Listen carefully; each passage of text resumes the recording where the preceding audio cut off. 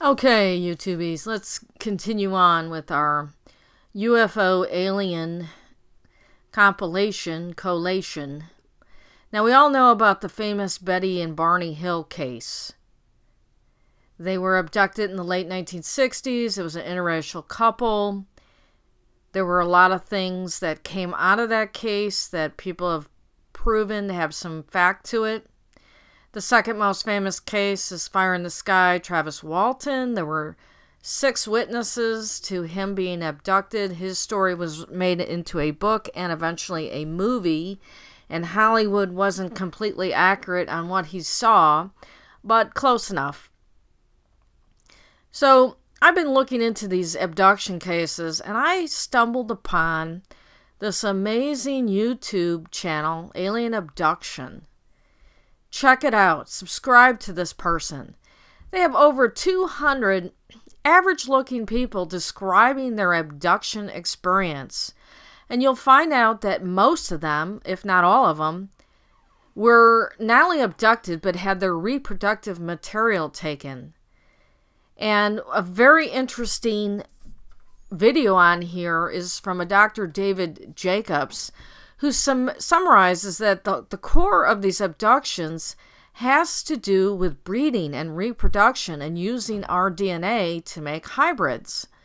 Now, what I learned from this channel is that there's this other type of being that people compare to a praying mantis, an insect, that seems to be in control. Then comes these taller grays, then the Nordic hybrids, and then the smaller grays. And when they start to mix with the humans, they will get a variation with these hybrids that are Nordic type looking, and they'll get some that look more like the gray, some that look in between, some that look more human. And it doesn't matter what type of people they're abducting. There's black people abducted, white people abducted. I haven't seen too many Asian people yet come online about their abductions. I'm going to try and find that. But we also know in mythology that all those gods and goddesses were abducting humans and making demigods with them. Now, what I found interesting is this imagery of this praying mantis. And if you look at its face, it could be similar to a praying mantis, but it could also be very similar to a locust. And the locust is mentioned in the Bible about coming out from the pit to destroy half of humanity to a certain degree. Now, before I get into that passage, I'm going to talk about a few other things that I've come across in my book studies. I do have a Hidden Human Story Facebook group. It's small. I took down my Hidden Human Story Facebook because they kept banning me and deleting things from it, so I got tired of the censorship. But this I kept up. It's pretty small, and it's a place you can go and discuss. And if you want to go join. I put a few things in there, but what I'm going to read is some of the things that I've talked about before. And let's start putting this all together. Now, we know that the Chronides were all of these gods and goddesses, and that they were abducting humans and making demigods that ruled over the human race. It's just passed down. I've talked about giants. I've talked about how these gods are shown as giants in the ancient artwork, and that there is photographic and genetic evidence of genetic lines in Ireland of these giants and so forth. But let's talk about this androgynous quality that is not talked about so much. Now, Plato, and I'm going to get into that later, talked about androgynous or hermaphroditic beings of Atlantis, and that the genders were separated and became what we are today. And Edgar Cayce talked about that, and Helen Blavatsky talked about it. And I'm delving into the Edgar Cayce work, and he seemed to think we're going to go back to that to a certain degree, this androgynous type body. But let's look at what all of these Semitic books were saying. Because quite honestly, they're all saying the same thing. And what I'm starting to wonder is, were we just bred to be a slave and they're upgrading? Is this something we created and they took over the planet and they're going to turn us into them? Is this some kind of invading species from another planet, as people have claimed? And I don't feel it is, because they've lied so much about where they came from. And this goes back thousands of years, at least anywhere from 12 to 25,000 years. We know what was going on during the time of the Carro Nights. And I've given you that timeline from the Manetho Book of the Pharaohs, and also from Diodorus Siculus's Library of History gives the timeline. But let's read a couple of these things. Okay, this is from the Ethiopian Book of Enoch, from the Old Testament pseudepigrapha. Now, it said, "And Uriel said to me, Here shall stand in many different appearances the spirits of the angels which have united themselves with women. They have defiled the people and will lead them into error, so that they will offer sacrifices to the demons as unto gods until the great day of judgment, in which they shall be judged till they are finished. And their women whom the angels have led astray will be peaceful ones. So I, Enoch, I saw the vision of the end of everything alone, and none among human beings will see as I have seen." Okay, that's the end of that quote. So, not only in the Semitic writings, but also in the mythological writings, and I've gone over and over about the war of Zeus and the giant, or with the giants or the Titans, and even the anthropological record shows that there was cannibalism going on worldwide. The royal houses were doing it extensively. They were feeding off of the peasants or the public.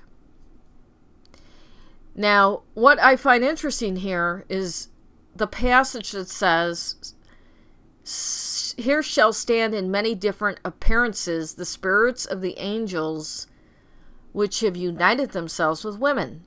So they're saying that they were taking on all these different appearances to unite with women. So that was from the Ethiopian Book of Enoch. Now let's look at another passage from a different book. Okay, this one's from the Nag Hammadi Library, the second treatise of the great Seth.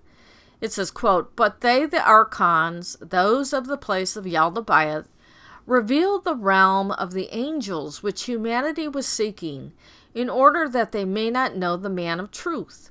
For Adam whom they had formed appeared to them, and a fearful motion came about throughout their entire dwelling, lest the angels surrounding them rebel.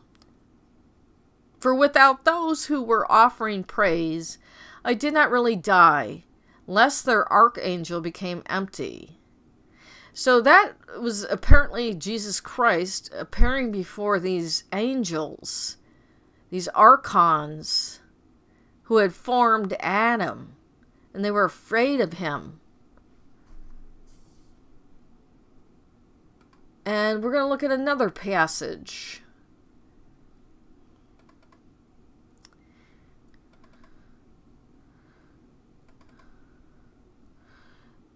Okay, I want to find the one that talks about how they were tricking humanity into slavery.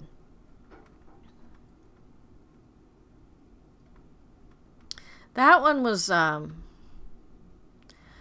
from the Nag Hammadi Library as well. Okay, this is a passage that I had talked about before, and it comes from the Nag Hammadi Library as well. And it is about the Demiurge, and it says the following, quote, "And he made a plan with his powers. He sent his angels to the daughters of men, that they might take some of them for themselves and raise offspring for their enjoyment. And at first they did not succeed. When they had no success, they gathered together again, and they made a plan together. They created a counterfeit spirit who resembles the spirit who had descended, so as to pollute the souls through it. And the angels changed themselves in their likeness into the likeness of the daughters of men, mates, filling them with the spirit of darkness which they had mixed for them, and with evil. They brought gold and silver and a gift, and copper and iron and metal and all kinds of things, and they stared the people who had followed them into great troubles. By leading them astray with many deceptions, they, the people, became old without having enjoyment. They died not having found truth, and without knowing the God of truth. And thus the whole creation became enslaved forever, from the foundation of the world until now. And they took women and begot children out of the darkness, according to the likeness of their spirit. And they closed their hearts, and they hardened themselves through the hardness of the counterfeit spirit until now. End quote. From the Nag Hammadi Library, the Apocryphon of John. Now, listen. They've told you that these angels were sent to mate with human women, but they had to disguise themselves in the image of women to mate, because at first they did not succeed in their true form. They also bribed them with gold and silver, and we know also knowledge, and they tricked all of the people to lead them astray and do things. Now it says they took the women and begot children out of the darkness, in a darkness, according to their likeness. That is very similar to this alien abduction situation being described. Now, let's go to religion, Semitic religion in particular. Paganism is more of a balanced religion, whether you agree or not. It celebrates life, and yes, there were people that abused it and brought in this element of sacrifice, which they shouldn't have. But a true pagan today should celebrate the cycles of life and live and let live and be in balance with nature. But if you look at Semitic religion, it is always about how you are to serve your God and his angels, this patriarchal type religion, which isn't really even patriarchal. It's an androgynous God with these androgynous angels in the sky. And you start to pick away, as I have, and you find out that these Nephilim and these fallen angels were put in the earth under the ground, just like the Titans of mythology were put under the ground in Tartarus. And you start to look at how the end goal of this religion is extermination of the current human race and a replacement with a different type of human race, a different body. And these religions are pitted against each other. 1 billion Christians against 1 billion Muslims, and the Jews just sit there on the sideline, but really their day is going to come too. You know, Jews are going to be exterminated just as much as everybody else, because there isn't going to be a Jewish religion or a Muslim religion in the future, or the Christian religion as it is now. Everything according to these works will come to pass, and after the human race is culled and this new body comes in for souls, the rebuilding begins. So let's look at some of these passages and understand that we're being set up. Now, out of Matthew 24:41, it says, "And they were oblivious until the flood came and swept them all away. So will be the coming of the Son of Man. 2 men will be in the field. One will be taken and the other left. 2 women will be grinding at the mill. One will be taken and the other left." So 50% are going to be taken, and the other 50% are left to be exterminated, 50% of the human race. Now, it also mentions, the flood time. Well, as we've looked into the book of Enoch and the Dead Sea Scrolls in the Old Testament and the mythologies of old, we know we had the giants first that were created, and they weren't good, and they were exterminated. And when they bred with the regular humans and created Nephilim or demigods, most of those Nephilim were hunted down and killed. Now we have the average human, and this religion says we're going to be culled. The harvest is coming. So let's look at another passage here. In Revelation 9:3, the fifth trumpet, the star opened the pit of the abyss, and smoke rose out of it like the smoke of a great furnace. And the sun and the air were darkened by the smoke from the pit. And out of the smoke locusts descended on the earth, and they were given power like that of the scorpions of the earth. They were told not to harm the grass of the earth or any plant or tree, but only those who did not have the seal of God in their foreheads.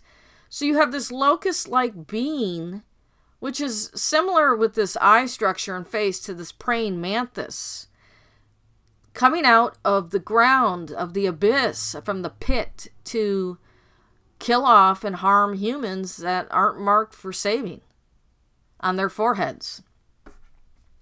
That's an extermination.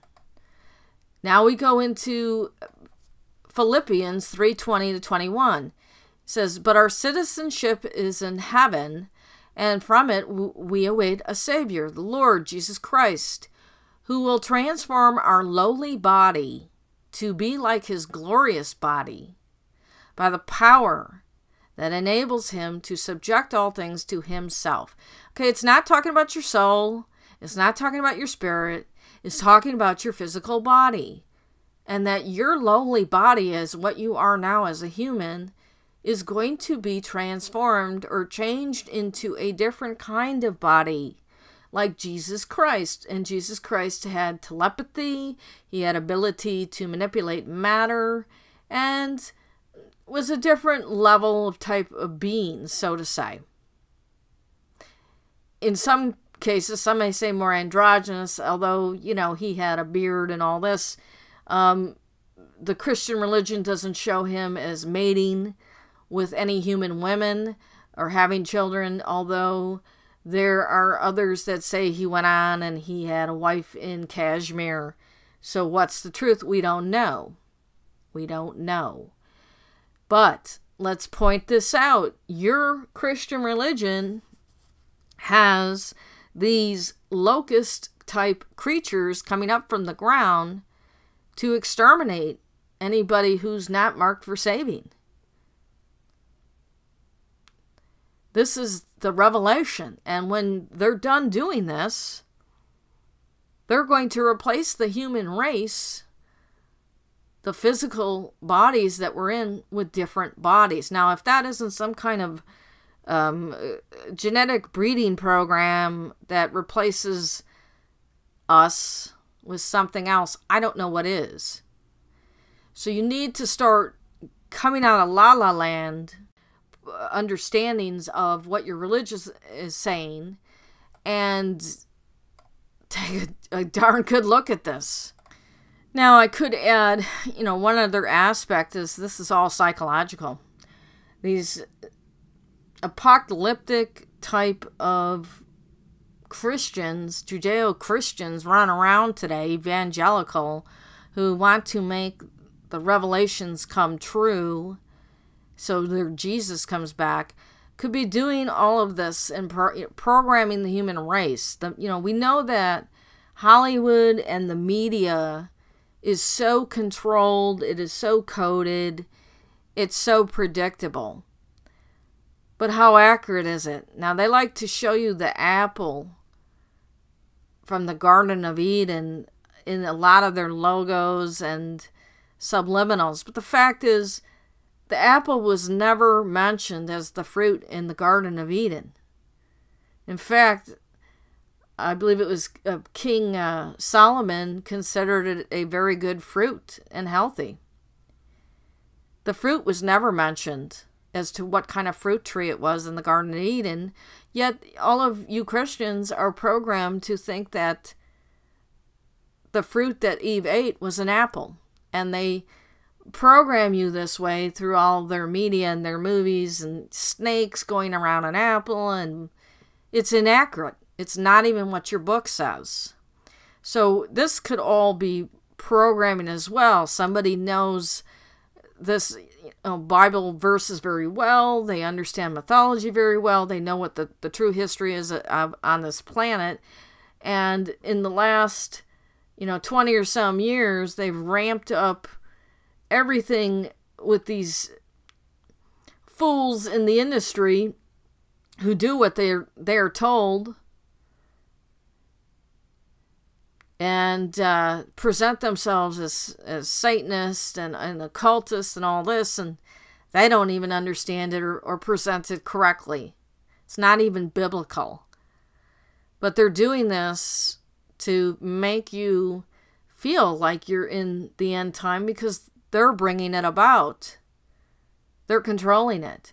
So that is the other possibility we have to look at, that this whole E.T. nonsense is just that. It came out of World War II, and it's a giant psyops, or maybe it's not. Maybe you really do have something under the ground, and it's just coming out. So, and as I've shown, everything has always been shown as tall and large eyes, and maybe they kept themselves real quiet and just worked through their hybrids for quite a while, starting with these Carro Nights. And they've been upgrading us or downgrading us for whatever they need for thousands of years. But, the bottom line is your religions state that you're scheduled for extermination and replacement. Read your Bible. Read your books. See what you're praising. Do you understand that? You're not supposed to be surviving. You're going to be replaced. That's what it says. And whatever's left has to rebuild. So these are some other interesting things to consider, and I'm going to keep looking into this.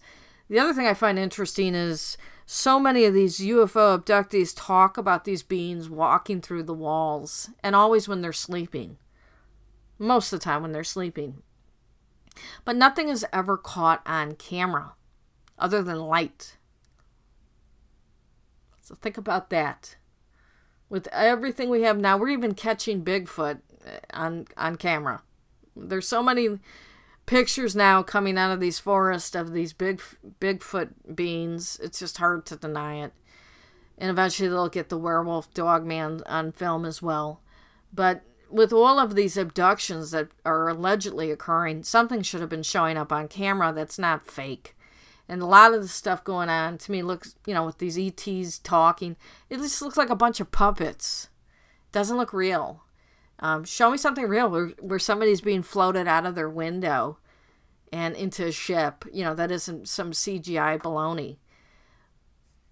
Okay, so those are a lot of things to think about. But these religions are not good for humans, and you don't understand that because you don't read your books.